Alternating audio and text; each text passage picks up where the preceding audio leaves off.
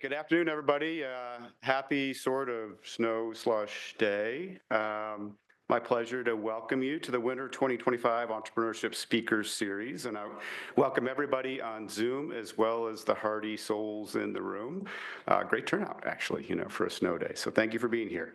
We're in our 5th year of the Entrepreneurship Speakers Series, which has brought exceptional leaders in innovation and translation to the Knight campus to share their stories of lessons learned and both their successes as well as perhaps more importantly some of their failures as well along the way, really to provide perspective and insights to our faculty and our students here at the University of Oregon.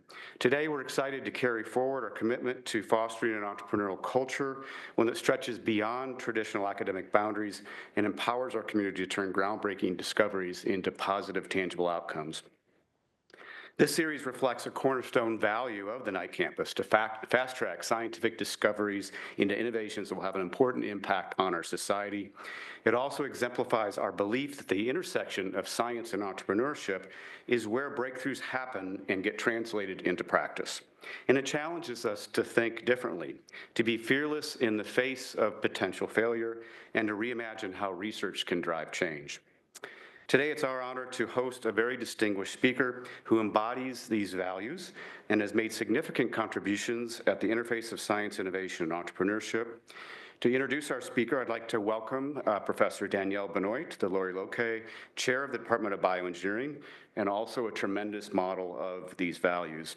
Dr. Benoit's own work as a leader and innovator in the field underscores the transformative potential of merging science with entrepreneurial vision.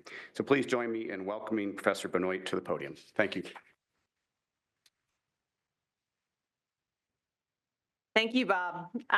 So it's my pleasure to introduce our speaker today. Dr. Erika Moore is an assistant professor in the Fischell Department of Bioengineering at the University of Maryland, College Park, and the principal investigator of Moore Lab.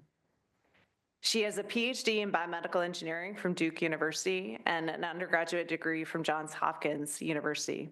The Moore Lab focuses on engineering biomaterial models to harness the regenerative potential of the immune system, particularly to address health inequities.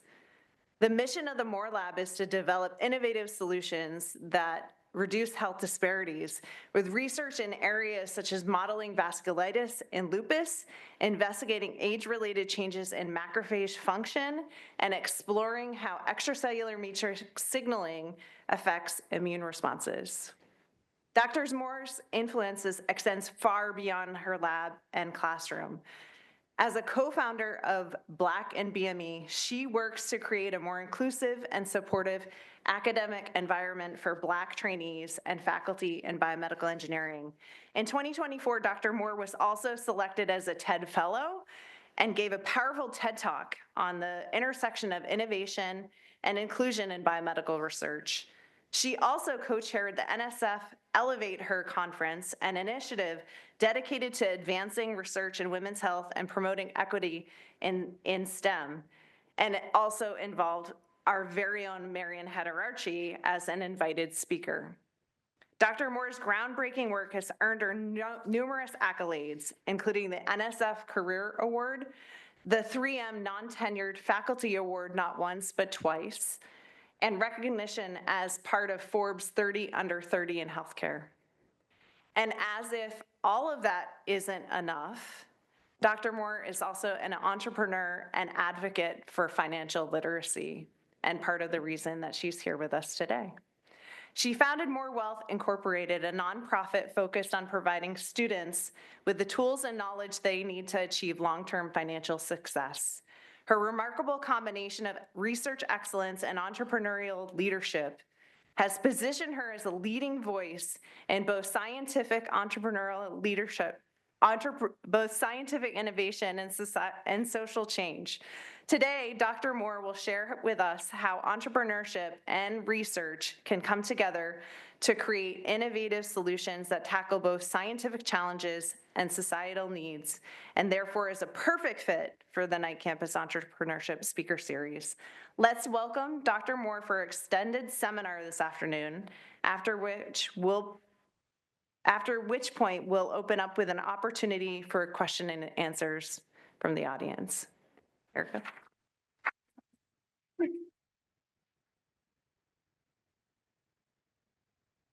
Thank you so much. I think, can everybody hear me? Awesome. Thank you so much. It's always very surreal / uncomfortable to hear other people describe work that you've done. There's a level of detachment that comes from it because you're like, that wasn't me. Oh, wait, and I also just want to thank everyone for coming today. I know that inclement weather could have deterred you all, but I really appreciate seeing some of your faces in the room and those on Zoom too. If you have any questions on Zoom, we do have people Kelly, who's helping us look at questions. So please engage so I can answer any of the questions that come. I also just have to thank Danielle for inviting me to come and speak. When she first sent the invite, I was like, that's not me, and we even went back and forth over email, and I was like, I don't think you have the right person. But actually hearing some of the commentary today, I can see why you thought, I could come, hopefully contribute to some of the narratives that are happening with regards to entrepreneurship. So this lecture is going to be a hodgepodge of different things. We're going to talk about macrophages, we're going to talk about money and mentorship a little bit, because for me, all of these things intertwine to go about kind of how I crafted my narrative and impact that I hope to continue to have across STEM and also bioengineering. I begin every talk kind of underlying the mission and the vision of my lab. I think it's really important to note that I am just one person here. Everything that Danielle listed in terms of accomplishments did not just happen, independently of me. That wouldn't make sense. And so my group and our mission is actually engineering biomaterial models to investigate immune function across health inequities. And we do that by really trying to develop compassionate innovators who are equipped to transform biomedical research. And I actually think this is really well fitting of the Knight campus and the mission that you all have so beautifully embedded in all of the programs and things that you in the audience are lucky to take a part of.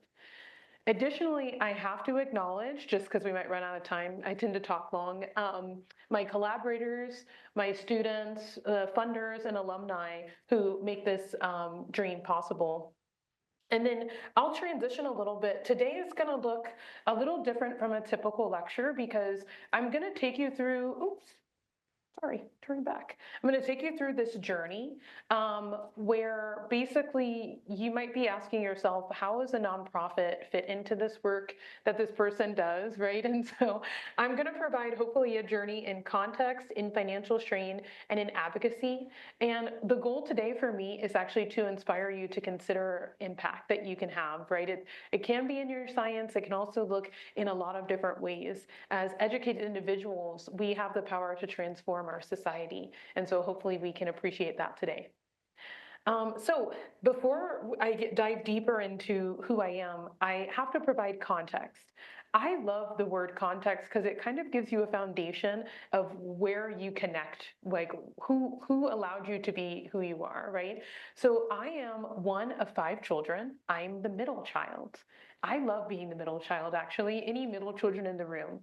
No. Okay. Yes. It's a superpower. I really believe this, right? Because my parents were too distracted by their early children and then their younger children to pay much attention to me. This gave me a lot of freedom, right? And that's going to be a theme that you kind of see presented over and over. My parents had gone to college, but they were largely very ignorant around finances in higher education. So they were surprised when me and my sisters and one brother got into college because they were just like, really? You got in? Great. Let's go, and we were like, how do we pay for it? And they were like, oh, so they had gone to college, but we were ignorant of the structure and cost of higher education. So the addition of context for me, I'm the little one in the middle. I learned from my sisters very early on what to do and what not to do. I have 2 older twin sisters. They actually just turned 35 on Tuesday. And basically I studied them and I was like, this doesn't make sense. This made sense. Okay. And I crafted this whole formula. But by and large, we were like the blind leading the blind. So one of my sisters attended Stanford University. The other sister attended Creighton University. And I was like, okay, those are both really expensive schools. And financial strain very rapidly became the biggest stressor and consideration for me and for my life. For context, my mom had 5 kids within 6 years. So if you do the math, because she had twins first, right? So two of her children were in college. I came 15 months later after my sisters, and then my younger sister came 16 months after me. So at one period in time, all 4 of us were in undergraduate institutions, which meant that was a lot of money, right? Like hundreds of thousands of dollars every year that we were expected to somehow come up with. So for me, if I boil it down, that started in 2009 when I entered my undergraduate program. And all of these photos are like literally from this period in my life. So, it was fun scrolling back through, but yes, this is me and some of it is embarrassing, but go with me. I was admitted to Johns Hopkins University to study biomedical engineering. I actually found out about biomedical engineering by Googling it. I was like, how do I combine medicine and engineering and math? And Google said biomedical engineering. And so very ignorantly, I applied to the top 20 schools that had bioengineering bachelor's program. And one of them happened to be Hopkins. Student loans were the only way that I was able to afford going to school. My parents, I took out as much as I could of my own personal federal loans, and my parents took out quite a bit of money in Parent Plus loans for me. And so by the time I graduated from Johns Hopkins with my bachelor's degree, I had about $75,000 in student loans. Do you all think that's a big number? If you raise your hand, you think that's pretty big, right? Yeah, almost all the hands in the room are up, right? That's a pretty big number for someone who was, I think I was 20 years old by the time I had this. And so I felt quite paralyzed with what to do next. Not only did I graduate with this $65,000 in student loans, I also had been training, right? Like biomedical engineering and BME is a really cool discipline. Obviously, we're all here. And so I had worked in Warren Grayson's lab, and this is hit me and him some years later as an undergraduate student, and his work actually focuses on bone tissue engineering. He uses stem cells to create new bone, and so I would actually go into the hospital, collect lipoaspirate from people who had liposuction surgeries, and try to take it and help them form new bone. This was the coolest thing to me because it was the first time that I saw that the research we did could actually impact people's lives. And this became a reoccurring theme, but I also had a lot of loans and money to pay back. So I was like, this is cool, but where's the money? How do I afford doing this work? Okay, so at the end of my undergraduate degree, I thought I knew a lot. I basically decided I wanted to pursue my PhD because macrophage immune cells are really cool. And I wanted to try to secure the bag, right? There was always this ever-present, oppressive financial strain that was present within me, right? And I actually have calculations because in preparing this presentation, I went and looked back, how much money did I actually need to pay each month in student loans to not accrue more interest? But basically, it played a major role in my decisions. So math determined my next step. And I actually wrote a piece in Science Working Life about how the debt that I had nearly stopped me from doing my PhD because pursuing your PhD it's a financially privileged position to be in. Think about it. You've gotten this education, you have your bachelor's degree, everything's going great. You could get a job as soon as you graduate. But instead, you're going to delay that for 5+ years to go get more training to make less money than you could make in industry, right? Right. So that's a privileged position. To be able to do that is something that not a lot of undergraduate students can do, especially if you have a lot of financial loans or familial obligations in terms of finances. So me pursuing my PhD was basically a trade-off in me being able to pay off my student loans more rapidly. Now, how many people in here understand the element of compound interest? Right, lots of hands, I love seeing it. So in delaying paying something off for 5 years, you have a lot more money that you owe at the end of that 5 years than you do at the beginning, right? It's a nice concept, right? Because if you invest that money, you make more money. But if someone has loaned you money, like the federal government did for my education, then you owe them a lot more money at the end of that time period. And so every month, my interest grew by $231.50. This is actually quite a bit of money for an undergraduate student who was doing work study for $8.50 an hour. That's a lot of money, right? So I was like, I'm not sure I can afford to go pursue my PhD. But I had this desire to still learn and commit to understanding more about, biomedical engineering and macrophages. And so my desire was to try to offset at least the interest during my PhD. So I already knew coming in with my PhD stipend, $231 of that was committed every month to just paying off my student loans so that I didn't gain more interest and have more of that with time. So as I worked through my PhD, I was basically, from 2014 to 2018, I basically had many struggles, and I wanted to highlight some of these too because I think it's an opportunity of vulnerability actually to be able to share what challenged me during my PhD. I found that I could learn techniques, like it was very simple to learn how to do an ELISA or to learn how to do RT-PCR or something like that, right? It's simple to learn how to do those things. You can do all of that work, but the mental and emotional challenges for me were the hardest part of progressing through my PhD. And I believe this applies to any training program. Honestly, it applies to life. I feel like it's still the mental and emotional challenges. And I noticed that there were certain elements or aspects of my education that were missing in navigating these mental and emotional challenges. And as you can imagine, this came back to some financial concerns. So what was missing and why did I feel so limited and concerned as I was getting my PhD? What were these emotional and mental burdens that I felt? And actually, this is where I then went to literature because thankfully by this point I knew Google Scholar and PubMed, a lot more, like I was much more versed in using these. And I started to find a lot of research on this. So financial concerns actually contribute to dropout, and lack of confidence in many, many students. Raise your hand if you understand what stop out means. Have you heard that phrase before? Okay, one person does. Stop out is when students who are previously already enrolled in a class will literally just stop going. They are so stressed and financially concerned, they just kind of drop off the face of the earth, right? And at least in terms of your class or in terms of participation. Dropout is when the students actually disenroll, like they'll either stop their pursuit of their degree, or they will basically drop out of your class, so to speak. This is often seen in terms of engineering for students who change majors.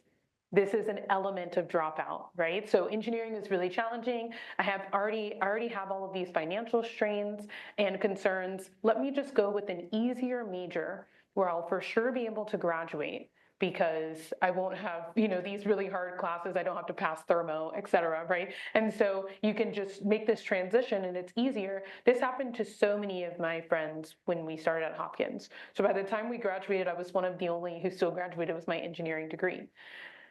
This study, the Ulcean report that came out in 2024, basically says that approximately 59 to 60% of college students have considered dropping out due to financial stress, with 19% actually leaving school for this reason.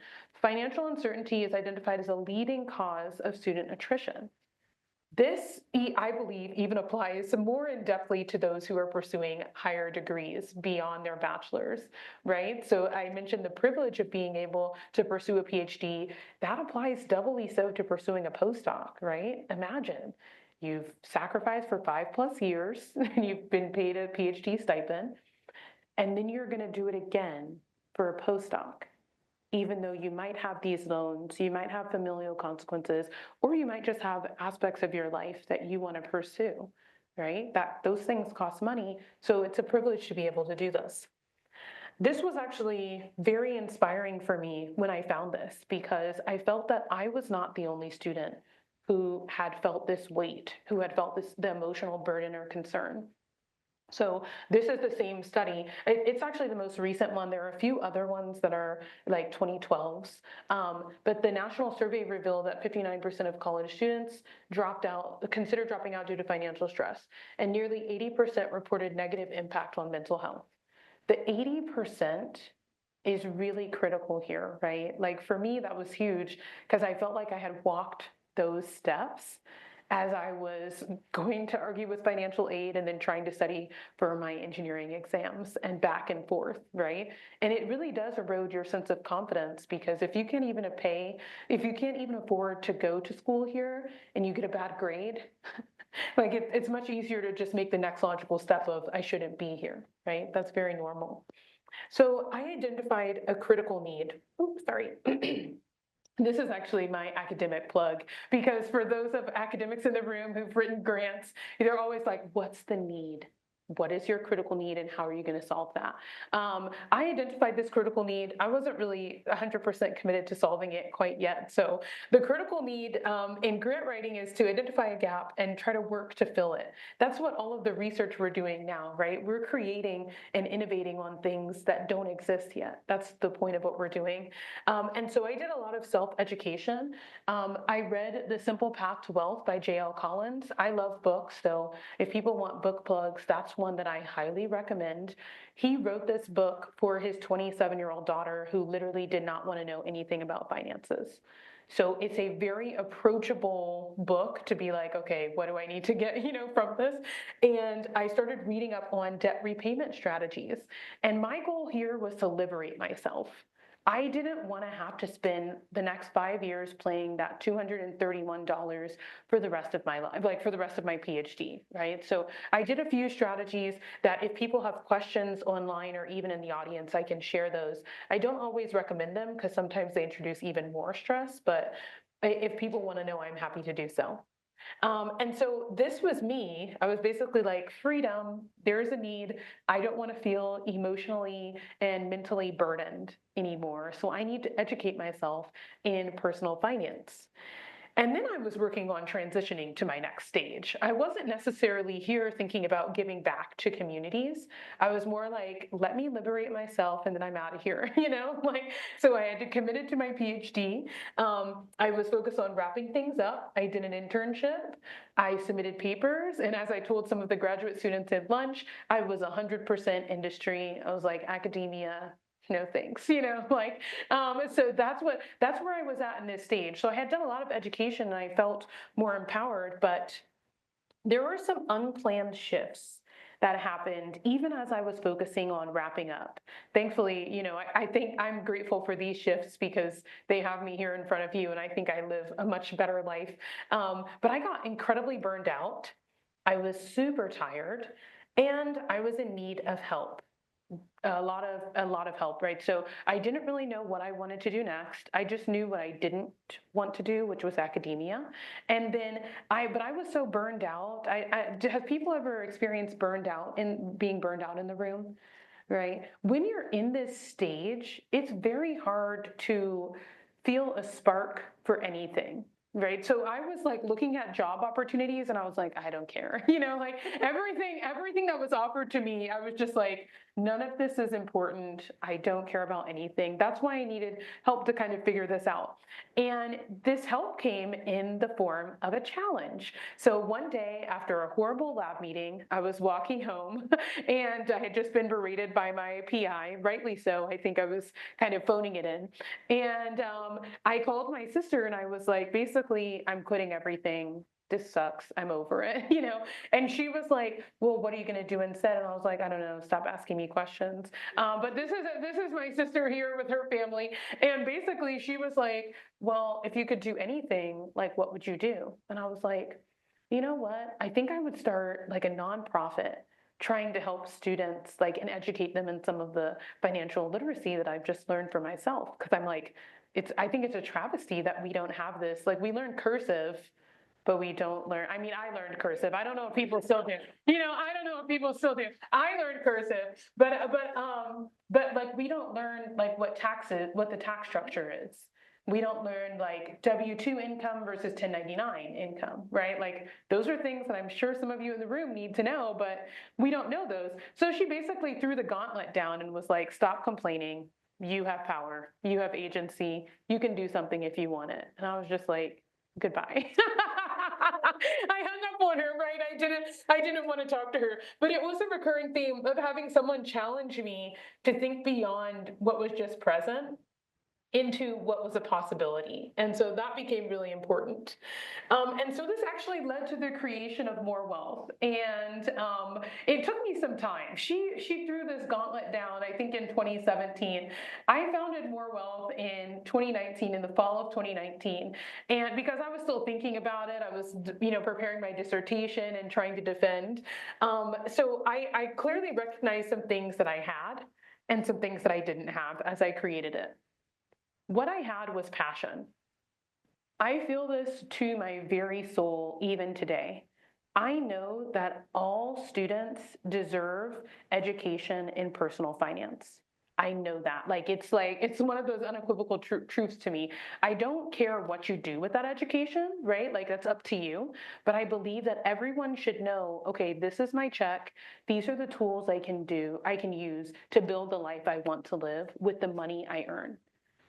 What I didn't have was a direction or a plan. So this is, Danielle was saying I could share what didn't work. I have a few slides about this, but basically I started this company and I was like, okay, we're gonna do it. I believe in this. How am I gonna do this? I don't know. That's where I started with. So I crafted a mission statement and I was like literally Googling business plans. I kid you not. And I came up with this mission statement for More Wealth, which is to increase financial literacy for historically excluded students across the United States through educational workshops. So we do financial events. We partnered with a lot of different institutions. And someone asked me, how did you develop the resources? Actually, this morning in talking with our postdocs, how did I develop the resources for this? Well, I was, already training to be an educator. And so it's very easy to build in more education when you're an educator in a system of educators, right? So I could just let people know in my network, hey, I'm trying to do this. Do you think your students would like it? The first workshop I actually did was with Hopkins because I was back in Baltimore and I was like, hey, let me come back. Talk to some students. And then we also did a lot of scholarships. Because we're registered as a 501c3 nonprofit, we can collect money. People can give us donations that are tax deductible for them. And then we can redistribute that money in terms of scholarships and fellowships for different students. So we did both of those programs for quite some time. And I'll go through some of our partners.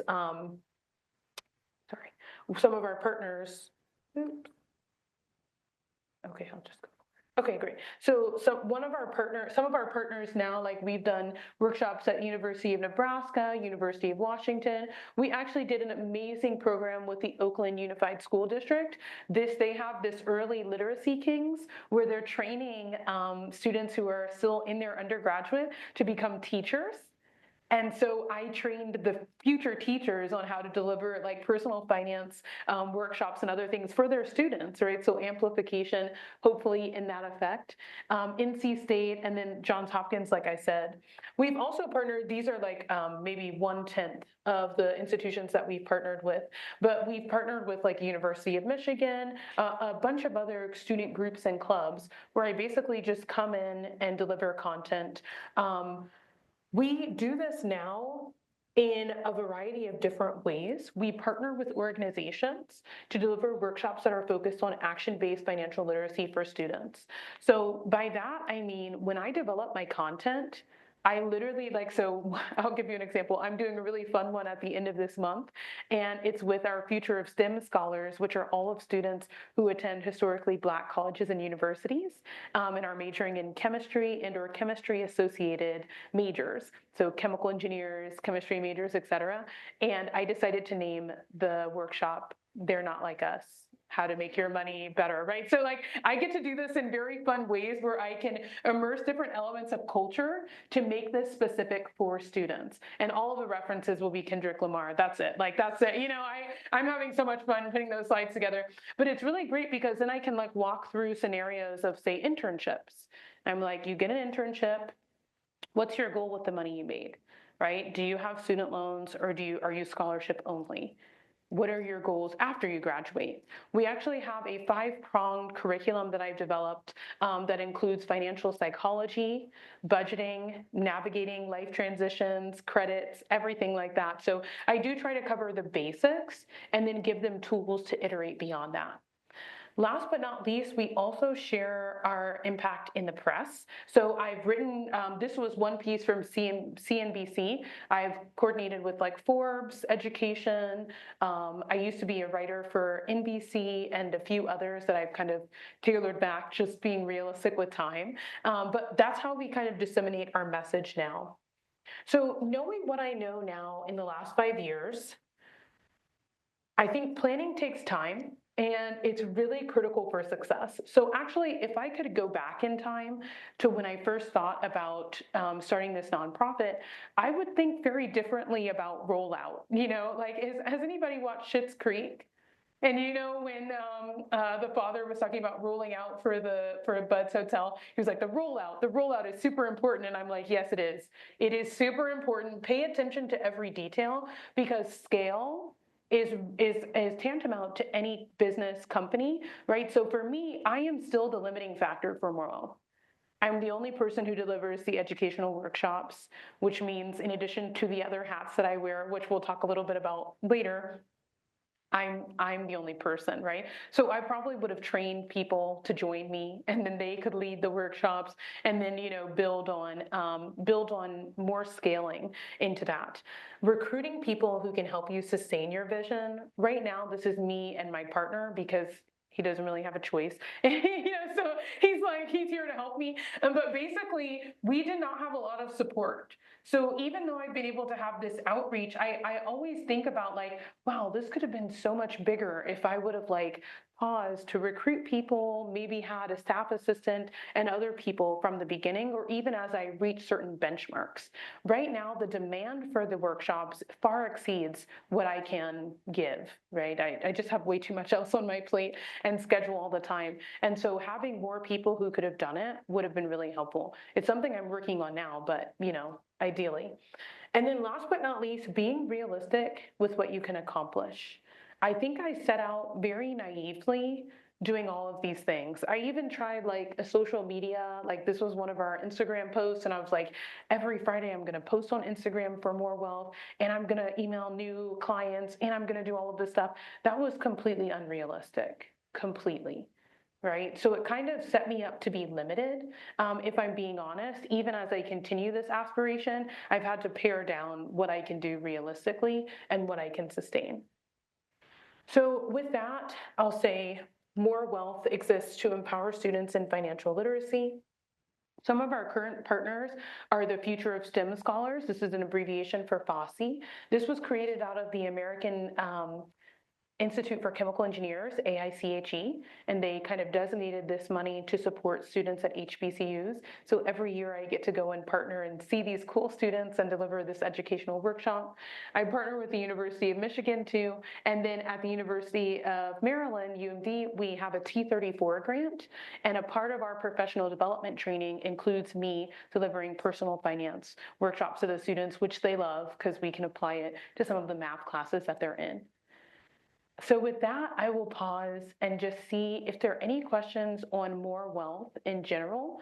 If you are still ruminating with the information that I shared, you can feel free to wait. As Danielle said, we'll have a Q&A at the end of the session.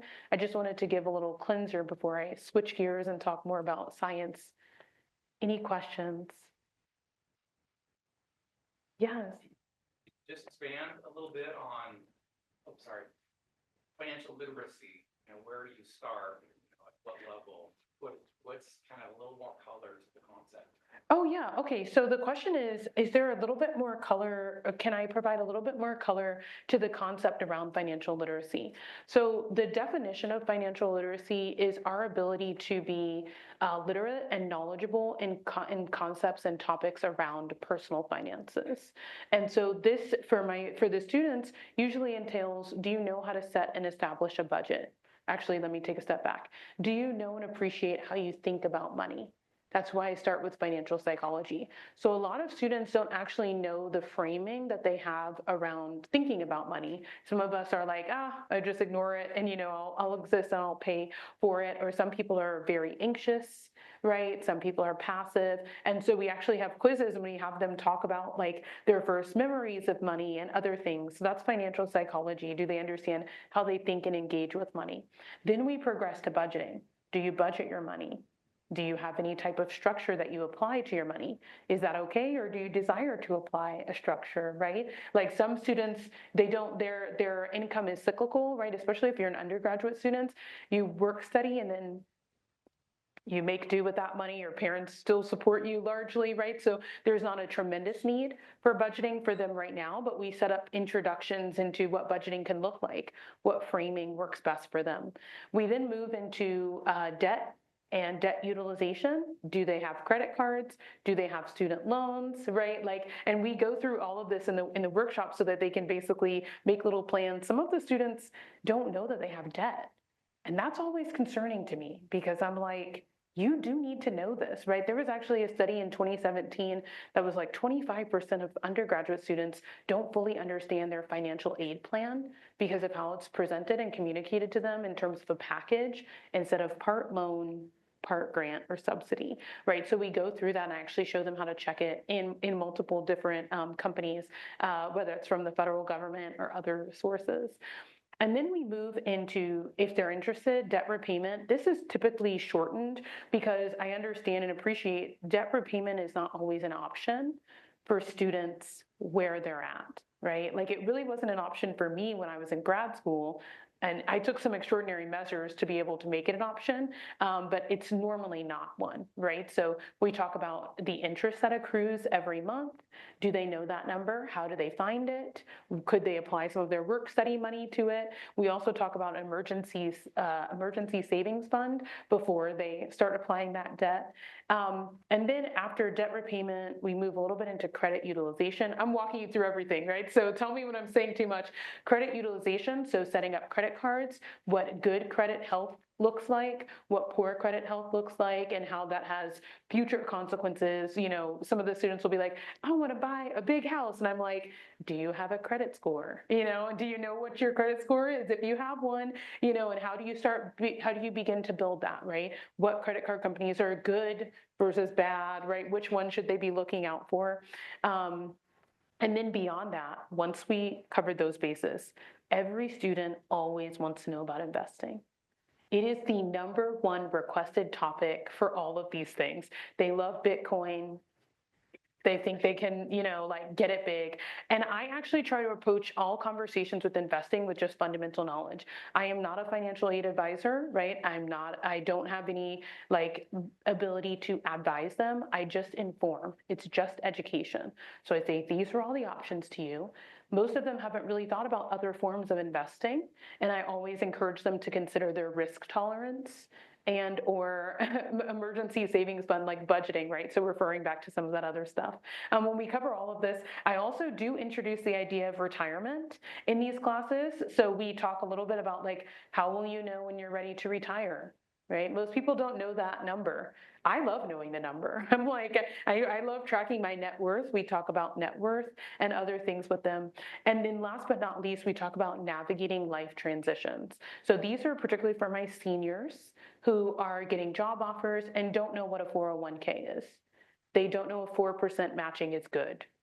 We talk about what that means, right? If you're pursuing something maybe in the educational sector, you have a 403B or 457B. What do these numbers and words and letters together mean, right? Roth IRA, traditional IRA, we go through all of it.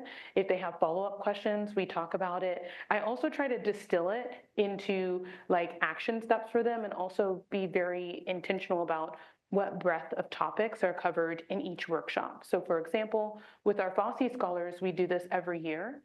For my seniors, I lean a lot more heavier on the navigating life transitions and introducing retirement accounts and other things like that. For the sophomores, it's much more budgeting. It's mainly a little dab of credit utilization, and that's it. And that's basically based on conversations I have with the people who run those programs. Does that provide more color? Yeah, awesome. Thanks for asking. Yes. Erika, thanks for sharing your story. So the challenge you identified of when to grow your team and scale is common to a startup company as well as a 501c3. So Yes. for a 501c3, if you were to go back in time and redo your rollout, that would require resources, right? So are there grants for starting up 501c3s? Would you go to donors? Would you go to investors? How would you have done that? Yeah, that's a really great question. And I'll say, like, the question is about accumulation of resources for 501c3s and in part when to scale, right? Like when to apply and leverage those resources for staff members, et cetera. So for me, a lot of our resources come from private donations. Like we'll usually write us a tax deductible donation, and then we will get that money and deposit it into our accounts. We have applied and successfully gotten a few grants, and those are through, like, there are a bunch of grants almost in every state, in every state, and also nationally for nonprofits. You just have to be in alignment and responsive to their call. And I'll say, actually, like with the grant support that we've been able to get, it's largely come through partnerships. So it's for a targeted number of years for, you know, like the T34 or something that's like pretty not rudimentary, but like laid out. And then I would say, like, once you get more than, for me, I would say like $10,000-ish, I would have started folding in staff members, even if it's just part-time. So something I'm really interested in, which I've been playing around with, is having a virtual assistant who can even just be the person that's like compiling a list of different universities or student groups that we could reach out to, see if they can, like, if they're interested in having us work with them. Also, because I work at a university, I've been able to kind of like partner with myself, if that makes sense, right? Like you build up a consulting role between my role at the University of Maryland and my role as the executive director of More Wealth, right? So it's like I'm partnering with myself, but that means I can run IRBs and studies through them to collect data and analyze this data and then hopefully present it in a way that can like attract academics and other people to believe in the benefit of these workshops. Yeah. Any other question? Yes, Kelly. Oh, sorry, yes. So one of our panelists or attendees on chat says, what do you think about attending more affordable in-state universities as opposed to higher cost universities? What are the trade-offs? They're asking as an underrepresented PhD student that went to a state university to avoid student loans. Yeah, this is a great question. And I'll repeat the question for those in the audience. So the question was largely about like the trade-offs between attending a state university versus maybe a private or more expensive university and what those trade-offs might be in terms of student loans and also maybe even the impact on your career moving forward, right? Since this person is a PhD. And so I think it's actually very personal. I try very hard not to make generalizations because every single one of you in here and also on Zoom have a unique story that would not have been possible without the trajectory you took, right? So it wouldn't make sense for me to be like, only state schools, right? Like I work for a state institution now. I love it. I think there are a lot of benefits. I went to a lot of private schools. I love them. I think there are benefits, right? So I would think in response to that question for the student to think about what their goals are. If your main goal is to avoid all student loans, well, then that should inform some of your decisions. If your goals are a little bit more mixed, right? Like maybe you want to attend the top program in this school or be able to work in this person's research lab and other things like that, and student loans are less of a value, less of a priority for you, then you can infer those differences. I do think that there is this call in higher education for us all to be more responsive to the cost, the growing cost, very rapidly growing cost of higher education and the expense of that. And I think it's really important for students to at least, one, be educated in the student loans that they have, and then two, have kind of thought through a plan for how they might engage with those student loans after graduation. For me, I had done neither. So that's the whole point is just education. It's not to force some type of decision or anything like that. It's like, do you know what you're doing and why? Great, that's it. That's all I care about, right? So that's how I respond to that question. But yeah, there was a question in the back here, I think. Yes. Hi, thank you for the Hi. talk. I have several questions, but I'll ask you two. You have time later. Okay. My first one is, and these both lead into each other. You talked about training others when you started. Like, what's your plan for that moving forward? Because I think this is very valuable. And then just to add to that, as it relates to the course that you offer, financial literacy, I once met a student who was like, I'll take them, I'll pay them later. That was the attitude towards financial aid. So I do understand what you mean. Yes. And you're one person. So for those places that you can't physically reach, do you have plans to like make this an online course that's accessible to schools that are not able to access you physically, or you could make it a course on your website, Yeah. people could access it? That is such a great question. Honestly, you're like, in my mind a little bit almost, which is really awesome, right? So the question, just to repeat, it's like, how do I think about training and or scaling other people to deliver these workshops? And then have I thought about making an electronic MOOC, almost like an online version, similar to some of the things that are offered now? So in response to the first part of the question, I think that I've had a really hard time identifying people who actually want to do this. Like, if I try to pitch it to people, like even undergraduate students, graduate students, other friends, they're like, that sounds like extra work. That's not going to pay me, like my main, my main job. It's not like the full scale of the job right now. So right now we're looking for part-time people who would be interested in like basically taking the content and then applying it to different scenarios. So let me give you a specific example. At the University of Maryland, we're about to roll out a financial wellness center that's going to have multiple PIs or like faculty that are associated. Some in the business school, actually most are coming from the business school. I'm the only one coming from engineering.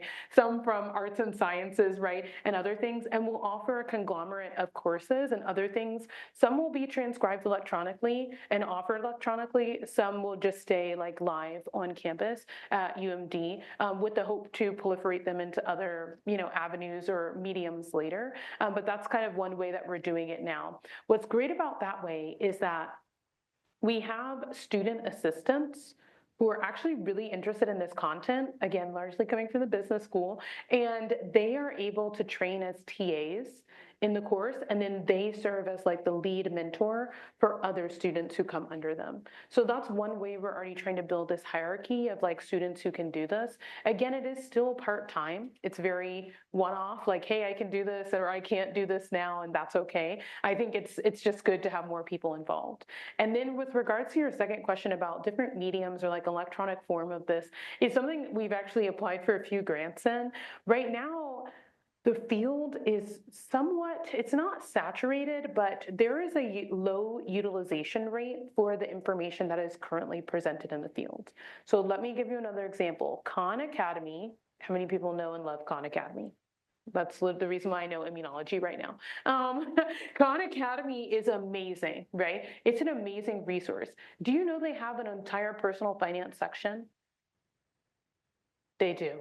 Yes, it's very underutilized, right? And so the idea of taking all this time to duplicate resources that are already available lowers our unique contribution to what we can do. Because we know like students will not go on YouTube and be like, how do I budget? No one's going to do that. But if you go and teach a workshop where they have to show up because they're a part of this program or something else, you actually have a much higher utilization rate. The other thing is it's much harder to ignore someone who's standing right in front of you talking at you and saying, hey, have you done this? Hey, like I do a workshop series with some of our Center for Minority students, and I literally have like a jumbo ball and I like throw it at them. And I'm like, you need to answer this question, right? So they're immediately immersed in the content that I'm delivering in those workshops. And we've just seen greater success in utilization in that regard. So hopefully that answers both questions. Yeah. Awesome. Okay, great. So I will keep going because how much time do I have left? Okay, that's perfect. 20 minutes. This part might go by a little fast. I might skip some slides. Okay, yeah. So this is a slide that I kind of previously showed you. It's where I pick back up on my training and the health equity or inequity work that I focus on in my group. And so I actually wanted to mention this because to me, they are like my more wealth work and my more lab work are intertwined. I know that might not seem obvious, but like for me, they still address inequities in the system. One is at the level of educating students on personal finances, and the other one is at the level of studying diseases as they impact people. And so in my group now, we investigate the role of myeloid cells in regeneration and disease, largely using in vitro biomaterial models. I'm not going to go through all of these today just for willingness of time. We talk about this in aging. We talk about this within the extracellular matrix environment, within fibroids, and within lupus. And so today I just wanted to share, this will probably be quicker. Actually, I'm going to start with, I'm going to skip aging. I'm actually going to talk about lupus because I think that's more, I mean, I like it. I'm happy to talk about aging, but for sake of time, I can always go back and talk about aging. So basically, how I got involved with studying lupus started with another personal experience. The people who lead this project now in my group, Holly is actually graduated, and Allison still leads this project. So females make up 90% of patients with this form of lupus called SLE, or systemic lupus erythematosus. How many people know Selena Gomez? Rare beauty. I love her. She has this form of lupus, and she's actually a big advocate for educating others on lupus. And so for me, I actually knew a lot of women who suffered and died from lupus, and I removed this slide for sake of time, but about, this 90% of female patients, an overwhelming majority are women of color. It's an overwhelming majority. So if you look at like Black women in the US population, it's about 12%. For those who have lupus, it's over 37%, right? So it's a massive differential. And these women are more likely to die earlier and develop more severe complications of lupus. One of those complications is vasculitis. Vasculitis is a really common cause of morbidity and mortality in SLE. And I like to present the statistics and then I like to tear it down. Vascular inflammation in SLE is seen, 11 to 36% of patients. I don't like this statistic because vascular inflammation is actually very hard to measure in SLE. So it's usually only measured at the scale of large-scale cardiovascular disease, which means you've had to have vasculitis and had it progress to these large-scale vessels in order for people in the clinic to actually appreciate and diagnose you with SLE, or with vasculitis in SLE. And usually it begins as small vessel vasculitis, abbreviated as SVV in the clinic. What's cool is there are not a lot of great ways to measure SVV in the clinic. So usually they go in and they pinch your fingertip and they watch for capillary refill. That's how they measure SVV for people who have lupus and are suspected of having vasculitis. And so we wanted to look at the role of monocytes in disease, focused on systemic lupus erythematosus, and looking at how monocytes are altered in patients who have SLE because they're understudied. And so what we know about people who have SLE is over here, there's some known speculations with monocytes. These are the precursor to macrophages.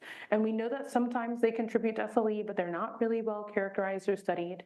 We know that there are several inflammatory pathways that are associated with this systemic inflammation that's seen in the patients of people who have SLE, and microvascular disease is present in SLE.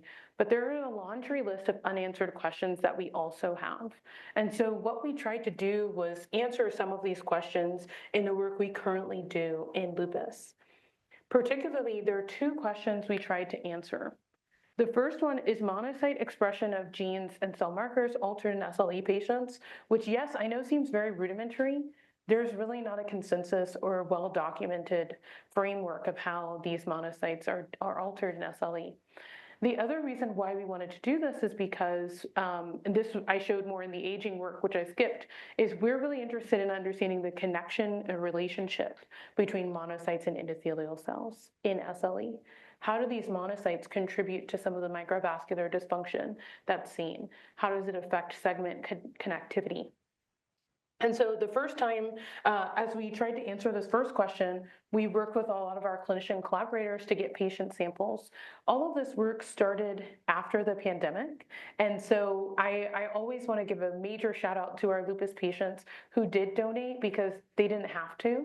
And also we did take quite a lot of blood from them. And so that's why as we move to more and more lupus patients, the ends are low, right? Because it's hard to get a large cohort of lupus patients. Now we partner with the Hopkins Lupus Center, so we have a lot more access. But before, we would categorize them by African American, AA, and EA for European American. We did a lot of flow cytometry, which for the sake of time, I actually excluded from these slides. And we also looked at just monocyte function. So we take their blood, we'd isolate it, and just look at the monocytes from this. So what was really cool is we were looking at toll-like receptor signaling. This is abbreviated as TLR. And we were really interested in TLR7 as it's involved in SLE pathogenesis. So in the black box over here, you see the TLR associated pathways. And in the gray box, you see downstream products of TLR activation. Black are our healthy controls, which I don't really like to use that term. These are just patients who did not have lupus. And then pink are the patients who did have lupus. And what was interesting is there's a lot of variability, right? You can see in the pink patients, these are pooled all European and African American donors.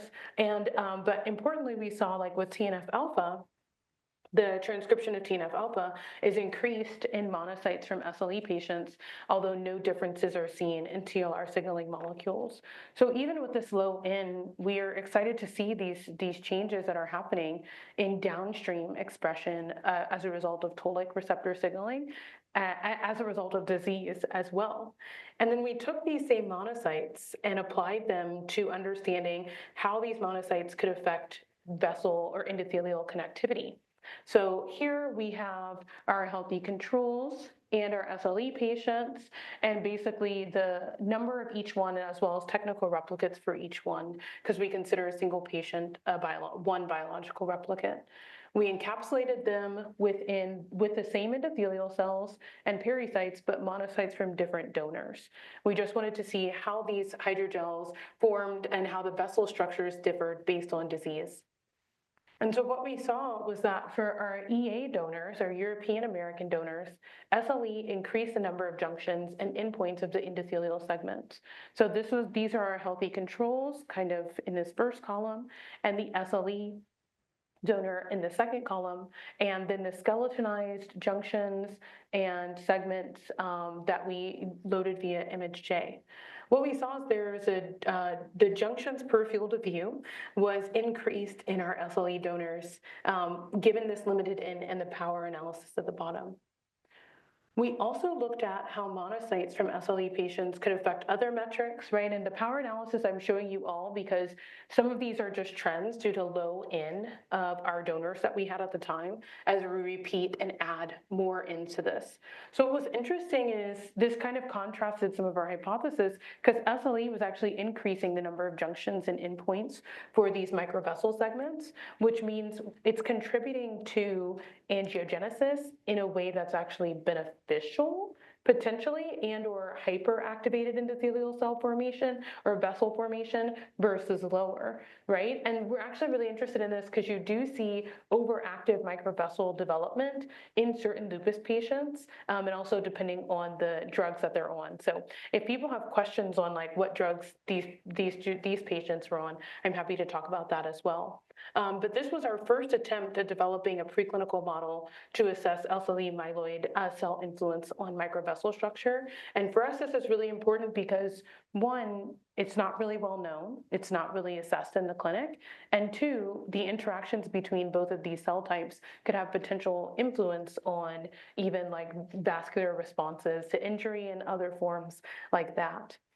I will also mention and just tease really briefly the next model that we're really excited to focus on, which is myeloid function in fibroids.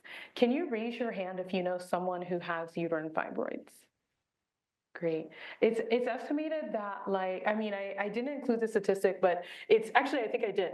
So it's estimated to affect up to 80% of women by age 50, which means 80% of females in this room may or may not develop fibroids by the time we reach age 50. They vary in size, quantity, and location. But a significant percentage of these women and people will experience symptoms, which includes bleeding, swelling, pelvic back pain, infertility, et cetera, right? What's really interesting about fibroids to me is that even getting a proper diagnosis is incredibly challenging. I don't know if the people who know people who have fibroids, it's like incredibly challenging just to get someone to say like, yep, you definitely have fibroids. You definitely do. Frustratingly, right?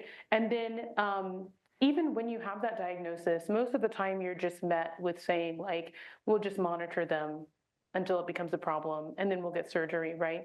And so the only definitive treatment is actually hysterectomy. And as you can appreciate in the lupus, this disproportionately affects women of color too. So Black women are much more likely to develop fibroids and have to have surgical intervention, have higher rates of hysterectomy, et cetera, right? So this was something that, again, impacted people in my life, and I cared about it. And so I am seeking to design an in vitro model looking at fibroids. So right now we're looking at the intersections between fibroblast, extracellular matrix, and macrophages within this environment. And we basically are trying to understand what cues are responsible for each of responsible for the extracellular matrix deposition, for growth kinetics, regulation of fibroid formation. Thankfully, we're not the only people doing this. However, we're one of the first doing it within a 3D tissue environment, our hydrogels that we use. So we took primary uterine fibroblast and we encapsulated them into our hydrogel. We saw that they're largely viable after 48 hours of encapsulation. And then we also have started transitioning this work to look at the impacts of different known or hypothesized mediators in the formation of fibroids. So one of these mediators coming out of Chicago, Dr. Ayed Al-Sahindi's group, is looking at the effects of vitamin D on fibroids, because most women who develop fibroids are vitamin D deficient. And so he's thinking, like, he has some studies that show that if you intercede with vitamin D, you reduce reoccurrence of fibroids.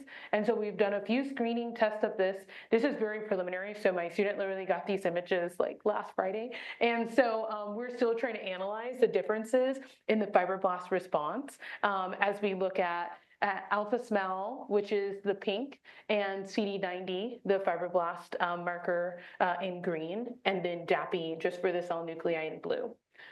And then additionally, we're really interested in investigating and fully recreating the fibroids that develop. And studies have shown that TGF-beta3, transforming growth factor beta-3, plays a pretty significant role in the regulation of mass proliferation and deposition of collagen versus the absence of it. And so now we're screening these cells to see which levels mimic some of the physiological responses that are seen within fibroids. And right now, it's looking much more closer to 10 nanograms per mil, which matches what's isolated in tissue lysate, which is around 17 nanograms per mil. So seeing kind of the proliferation effects and or collagen deposition that's present within those cells at that concentration. And so this is us developing a model of uterine fibroids. For here, okay, good. For here, I will just stop and pause to thank you all for the opportunity to share my work. Just some of the studies I teased today. Most of this stuff focus on More Wealth, which I'm happy to talk more about, obviously, because that's the company that I've created. But I actually like to think of every PI's lab as a little incubator too, right? So maybe this is 2 companies.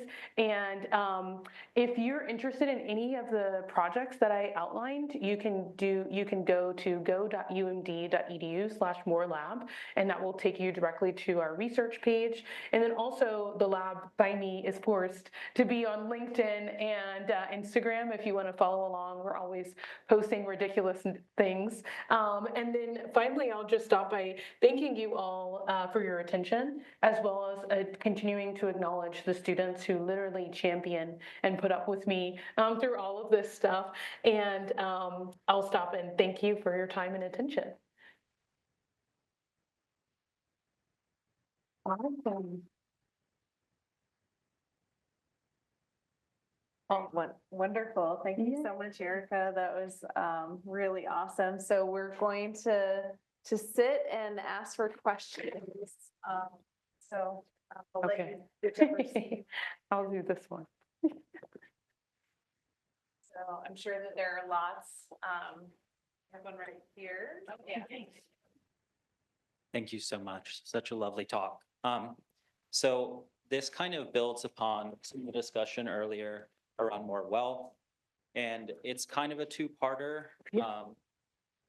I was wondering, I know you're still expanding, you're looking for help in teaching these workshops and getting students access to more wealth.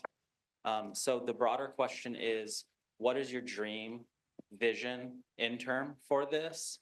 And then I had a specific underlying question related to what Sanique was talking about. Do you see potential for addressing this gap in financial literacy at the parent level of these students? Because I know myself, I come from a family that is completely financially illiterate. And while I understand the challenges of maybe finding parents that would be willingly going to these, I could see potential there, and I wondered what your thoughts are on that. That's a really beautiful, both of those are really beautiful questions. And like, literally, I'm like, enjoy that you ask them. The first part is, what does my dream look like, in an ideal world, if I could shoot for the moon? And I think starting like first day of undergraduate, I would love for every single student to know what they like, to feel a great sense of confidence with navigating their choices financially as they go through their undergraduate degree. If I take a step back, I actually would like every single person who graduates high school to have that, right? So that's why I said the first day of undergrad, because it's like, in an ideal world, they would already be educated before they entered undergrad. That's what ideally would happen to me, which then flows in beautifully to your second question, right? Like, how do parents get involved? What does this look like at earlier levels?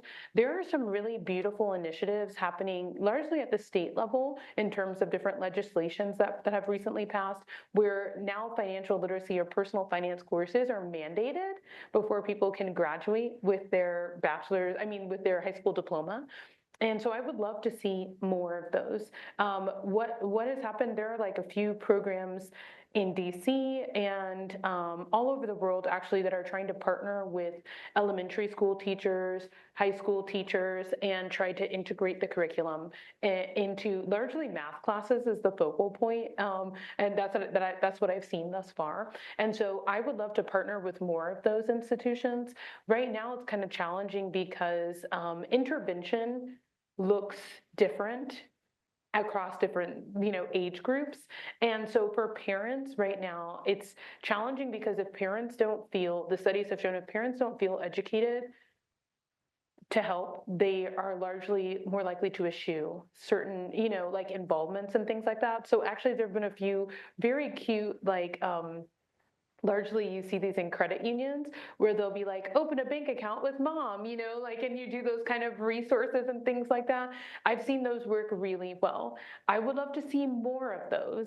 Those are the tools that I've seen to be most impactful for parent to child education. But what I always also encourage my students to think about, because something I didn't mention in the statistics just for breadth of time is, oftentimes, students who come from underrepresented backgrounds, either first generation, low socioeconomic status, lower socioeconomic status, et cetera, right? Any of the differences, they're much more likely to have a higher familial strain financially, right? So it's not uncommon for those students to actually be like, okay, we're all sacrificing for you to go to college, and so hopefully you get a good job and you can help support the family. That's not uncommon. I knew a lot of graduate students who were still sending money to their parents, and I tried to very rapidly normalize that, because I think in most financial content, they're like, your money is yours. And it's like, well, if you have a different cultural framework, That does not work. And telling people that does not work. And so sometimes that's how we can include conversations. So when I cover financial psychology, for example, I always tell my students, like, what is your relationship with money with your loved ones? Right? Like, are you the beneficiary? Most often that's the case, right? Parents are sending food, money, et cetera. But in other instances, like, are you motivated to give back? Is that one of your desires? How does that look in terms of your budget and other things? Yeah. Hopefully that answers your questions. Thank you for asking. Yeah. Okay, hi. There Um, we go. I have a question, sorry. Oh, yes. Oh, sorry. okay. Yes. Very awesome talk. Thank you so much. I'm curious about, so what I really liked about your mission, I guess, for your lab and stuff is using biomaterials to kind of address health disparities. And you made that pretty clear in like your research with lupus and sort of also the uterine fibroids. Mhm. But I'm curious, like, how else can you kind of do that outside of just maybe like research and like having a voice? Because like as a PI with this lab, like yeah, you can choose like what research topics you do, and you know like that can be very much related to health disparities. But like as a grad student, if that is something you want to do a lot of, How how do you would do you that? go about that? Yes. I literally love this question so much. Can you tell me your name? Oh, I'm Alvika. Hi. Alvia, hi. So nice to meet you. Thank you for asking because I actually get this a lot and it reminds me to do two things. The first is just to acknowledge my privilege. It is very easy for me to stand up here and be like, I decided, like, of course I can do that. I run my lab and then I recruit students who align with that vision. So it's really important to acknowledge that privilege because it can create this gap, this chasm, right, between what you want to do and what you're capable of, the power that you have to do that. What I will say is there's a really good example of this in my lab. There's a student who is a die-hard patient advocacy person. I literally, before they joined my group, I was like, yeah, this is fun. I know people who have developed lupus, tragically, who have died from lupus, but I was not like super in the community or anything like that. This student came in and was like, I think the lab should do more outreach. And I'm like, oh, I guess, like, let's do it. Like it was not led by me. So I think a very tangible response to you is like to find ways that you can integrate your knowledge and whatever your privilege might be into communities that you desire to impact. That can look like volunteering at the K through 12 institutions or like leading workshops. For my student, they are now like on the committee for the Lupus Research Alliance. I am not on that. Like they literally they're like, the lab is doing this. I'm like, okay, girl, like you got it. We're doing, because I support it, right? I'm very supportive of it, but it was not led by me. Right. And in that case, it does integrate with our science, but there are lots of other ways. Like now I am heavy with the Fibroid Foundation. Like I love them. I'm obsessed with them. They did not reach out to me by any means. I just started stalking them and I would just continue to message them. Right. And then they eventually responded and I was like, let's do an event together, like, so I think even then that's still a position of privilege. But if there are organizations, student led, like so if something is calling to you from your heart to say, I want to see more of this, I really encourage you to find ways to do strategic outreach, right? It doesn't have to be frequent. Like my student is on that board. They meet once a month. That's still something and it gives her life. So I would very much so recommend to find one thing that's not going to be like, and totally encompassing your time because you're still a PhD student. I don't know if your PI is here or not, but but like you still need to do your work, your dominant role, but you can find ways to integrate that into like other elements of your life, if you can. And finding ways to do outreach intentionally can change and transform your life. So let me know if that doesn't answer, and I can brainstorm some ideas with you. But I strongly recommend it. Sorry, one quick Yeah. question. Are you going to SFB? Yeah, I'm gonna be there. I don't know. I'm still deciding. Like I'm on the fence. If I get into something else, I'm not gonna be there, but maybe like 40% chance. Yes. Thank you. Other questions? Kelly, do you have a question? Do you have a question? One of our PhD students asked you, how important was it to your trajectory to have a mentor or advisor that looks like you for establishing confidence in the academic setting? And did your mentor or advisor usher you to financial literacy? Oh, this is such a great question too. So thank you online, whoever asked that. The first part of the question is, how important was it to have a mentor or advisor who looks like me? I will say,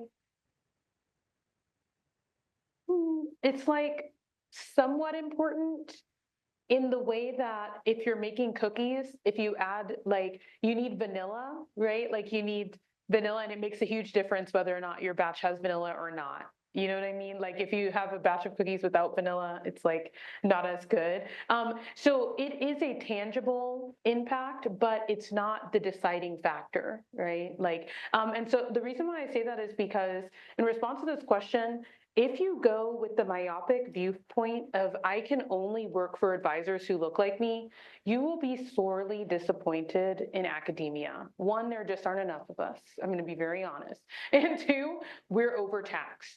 So if you're only going with people who look exactly like you, good luck. I also think what you'll find is that by limiting yourself to look for certain identities, you are missing a whole chasm of things that are non-identifiable.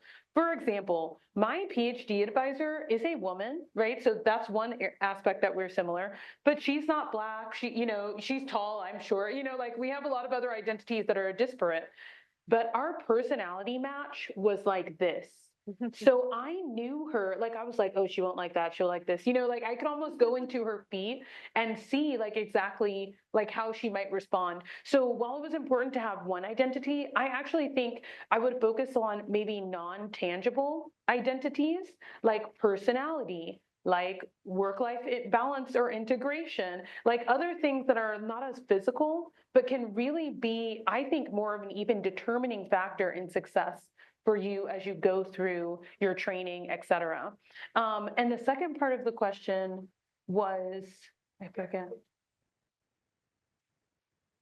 Oh, the second part of the question, thank you, Kelly, was did my mentor or advisor usher me into financial literacy? No, not at all.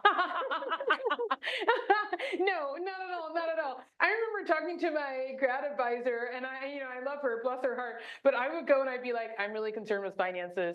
And she was like, well, once you're in academia, you're going to be making so much money, so none of this matters. And I was like, but it matters to me right now, right? It matters to me a lot right now. So no, I actually think, and this actually brings up a broader point. We were actually talking about a little bit in the grad student lunch.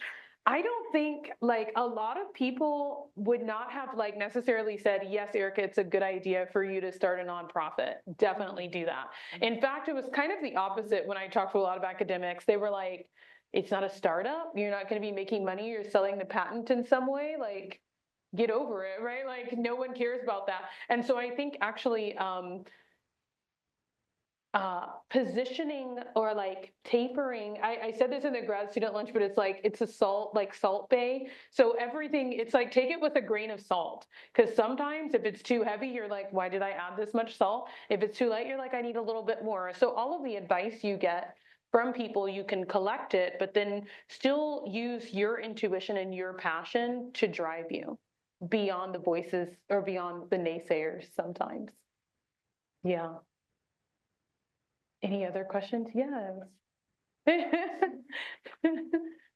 Hold on. Oh, yeah, hold on.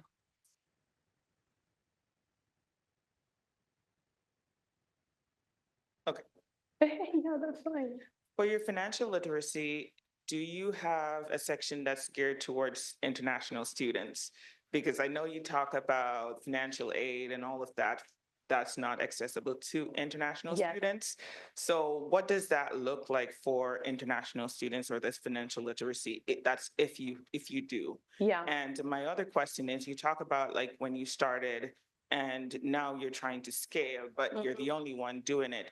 what would be your recommendation for somebody who's starting out and thinking of, I need to start a nonprofit, or I'm going into research, how can I impact my society? So what would be your recommendations for them looking back at some of the things you could have done differently?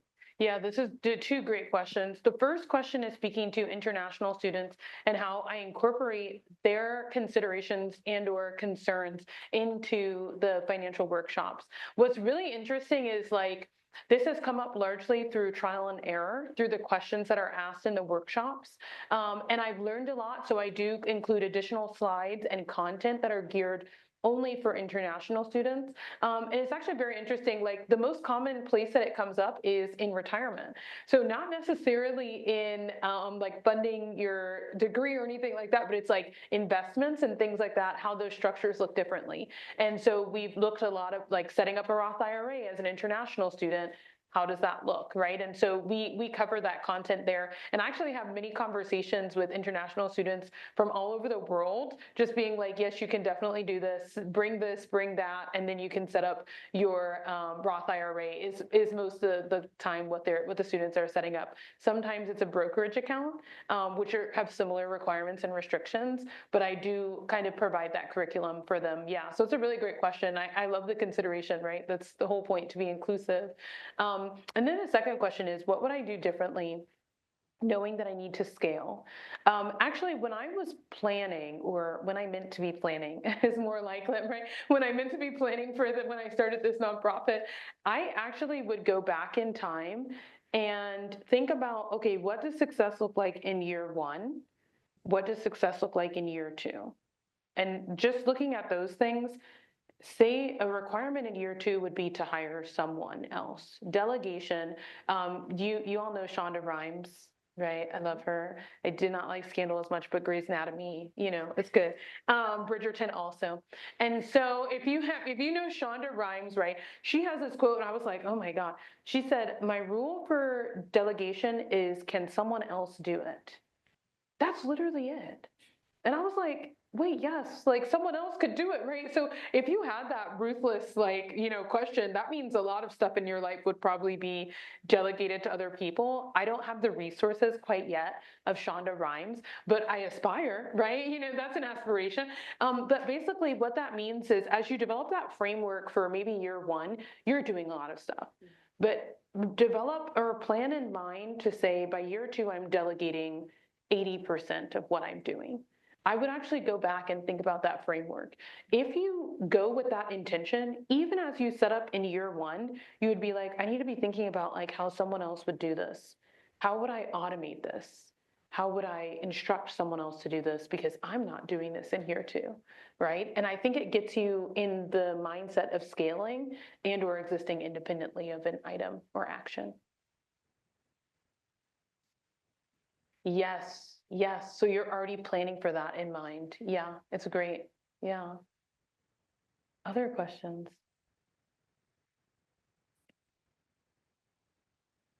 So I'll take the last one. I think this will be the last one. Yeah.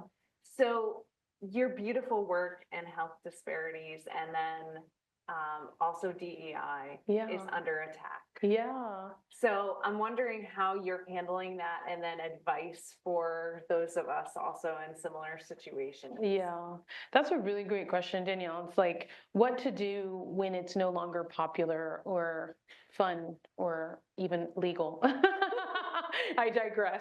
I think that, for me personally, I have to be honest, there's a lot of sadness, and I feel quite ostracized by some of the things that have happened, because I'm like, yes, DEI has contributed to me being here.